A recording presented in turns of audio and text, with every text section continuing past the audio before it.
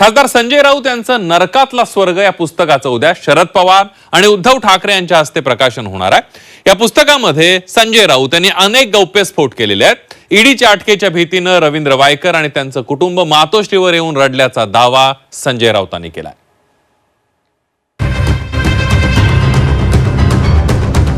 शिवसेना ठाकरे पक्षाचे खासदार संजय राऊतांचं नरकातला स्वर्ग हे पुस्तक प्रकाशनापूर्वीच चर्चेत आले।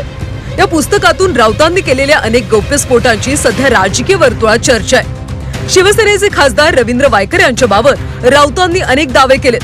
ईडीच्या अटकेच्या भीतीनं रवींद्र वायकर आणि त्यांचं कुटुंब मातोश्रीवर येऊन रडल्याचा दावा राऊतांनी केलाय। ईडीच्या अटकेच्या भीतीनं रवींद्र वायकर आणि त्यांचं कुटुंब मातोश्रीवर येऊन रडले। तुरुंगात जाण्या इतपत माझ्याकडे बळ नाही, मी मरून जाईन किंवा मला आत्महत्या करावी लागेल अशी विनवणी त्यांनी केली। वायकर यांच्या विनवणीनंतर उद्धव ठाकरे देखील हतबल झाले। वायकर शिंदे गटात गेले त्या क्षणीच त्यांच्यावरचे सर्व गुन्हे मागे घेतले गेले। याचा अर्थ वायकरांवरचे गुन्हे खोटे होते। त्यांनी पक्ष सोडावा म्हणून त्यांच्यावरचा हा दबाव होता।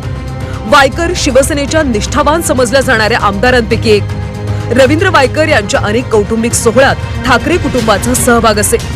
जोगेश्वरीमध्ये ते सुप्रीमो नावाचा क्लब चालवत। तो क्लब महापालिकेच्या जागेवर होता। तिथे अनेक लग्न सोहळे पार पडत। माजी खासदार किरीट सोमय्या यांनी अचानक वायकर यांना टार्गेट करायला सुरुवात केली। रायगड जिल्ह्यातल्या जमिनींच्या तुकड्यांवर 9 बंगले बांधले असल्याचं फेक नरेटिव्ह पसरवलं। हे बंगले ठाकरे कुटुंबाचे आहेत असं भासवलं। खोटे गुन्हे नोंदवले। त्याचबरोबर सुप्रीमोच्या जमिनीबाबत नोंदी बदलल्याची बोंब ठोकून पोलिसांवर गुन्हा नोंदवण्यासाठी दबाव आणला। पोलिसांनी आर्थिक गुन्हे शाखेमध्ये वायकरांचा तपास सुरू केला आणि याच गुन्ह्याचा आधार घेत त्यामध्ये ईडीला घुसवलं। रवींद्र वायकर यांना ईडी अटक करणार असा धुरळा किरीट सोमय्या यांनी उडवताच वायकर आणि त्यांच्या कुटुंबाची गाळण उडाली। संजय राऊतांनी केलेल्या या दाव्यानंतर विरोधकांनी त्यांच्यावर टीकास्त्र डागलं। नरकातला स्वर्ग या पुस्तकाच्या शीर्षकावरून सुद्धा विरोधकांनी राऊतांना कोंडीत पकडलंय। या पुस्तकाचा चौकशी केली पाहिजे।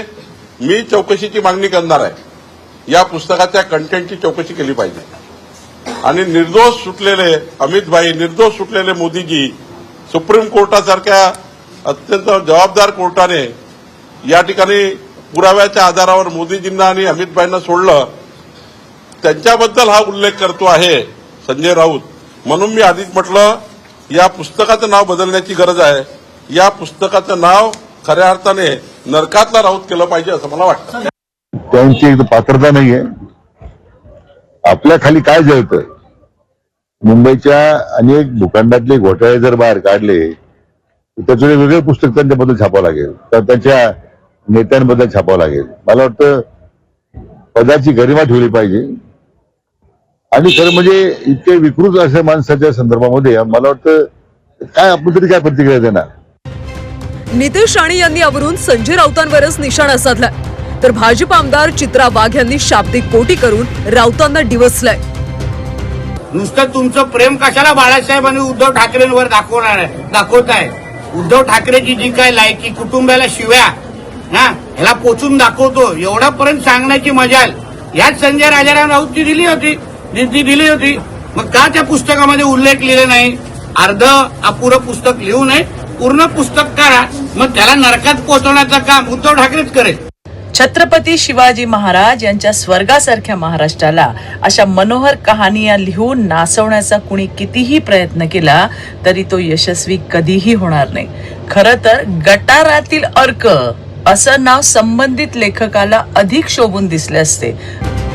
प्रकाशनापूर्वीच राऊतांनी केलेल्या खळबळजनक दाव्यांमुळे हे पुस्तक चर्चेत आलं। रवींद्र वायकरांच्या शिवसेना शिंदे पक्षप्रवेशाचा गौप्यस्फोट राऊतांनी केला। याशिवाय संपूर्ण पुस्तकात राऊतांनी अनेक दावे केले। प्रकाशन झाल्यानंतर या पुस्तकावरून आणखी चर्चा होण्याची शक्यता आहे। कृष्णात पाटील, झी 24 तास, मुंबई।